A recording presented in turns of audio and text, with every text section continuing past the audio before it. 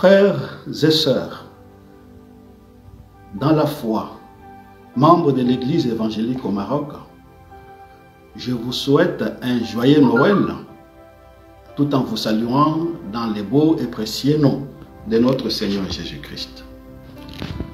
Par le temps liturgique que nous traversons, ne convenait-il pas que nous puissions lire un texte qui est lié à l'événement de la Nativité?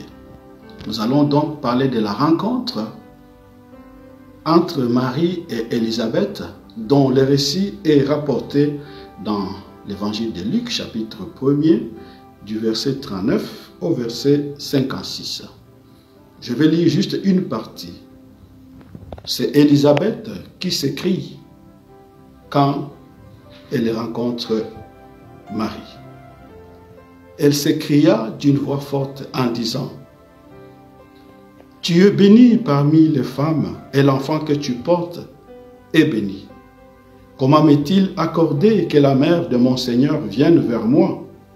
En effet, dès que j'ai entendu ta salutation, l'enfant a tressailli de joie en moi.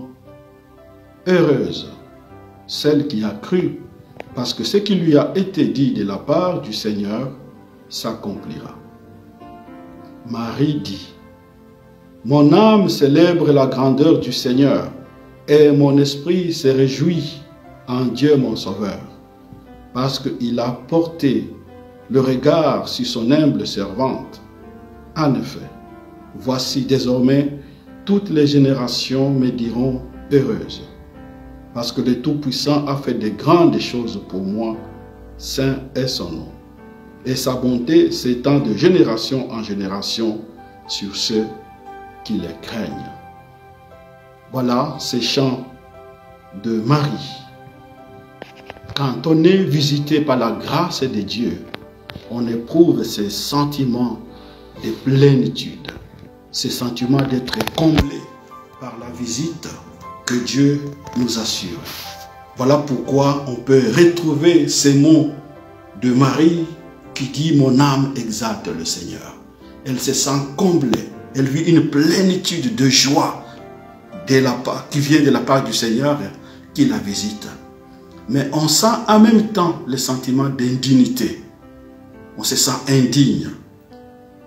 Voilà pourquoi elle peut dire: « Tu as porté ton regard sur ton humble servante. » Oui, les sentiments de plénitude et les sentiments d'indignité. Pendant cette période de Noël, je vous invite aussi à vivre ces sentiments. Oui, la plénitude, parce que la grâce de Dieu nous visite constamment. Depuis notre conversion au Seigneur Jésus-Christ, nous sommes perpétuellement visités par la grâce du Seigneur. Alors je nous invite à nous sentir comblés, à expérimenter cette joie, cette plénitude qui vient de la part du Seigneur, puisque le Seigneur vient nous visiter, mais en même temps aussi nous éprouvons ces sentiments d'indignité. Nous en sommes indignes.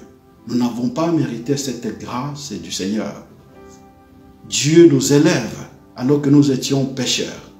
Voilà donc, en ces temps de Noël, je nous invite tous, et à la nouvelle année qui commence, d'être les témoins de la plénitude de Dieu, de nous sentir comblés par sa présence et continuer aussi indéfiniment à lui manifester notre reconnaissance. Lui qui nous a élevés alors que nous étions indignes de lui.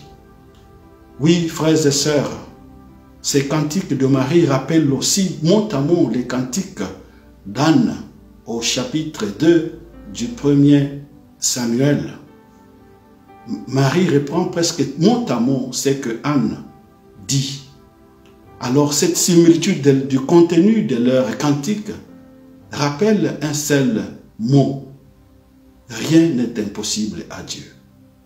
Oui, c'est cette parole que l'ange dit à Marie, que rien n'est impossible à Dieu. Va voir ta sœur Élisabeth qui ne pouvait pas concevoir, qui est âgée.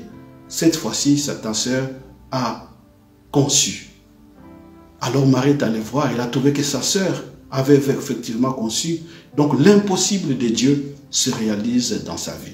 Pour nous aussi, alors pour nous aussi, face à nos défis, face à nos difficultés, face à nos espérances, partageons que rien n'est impossible à Dieu. Et que le Seigneur nous bénisse et nous ouvre encore cette nouvelle année avec cette espérance que rien n'est impossible à Dieu.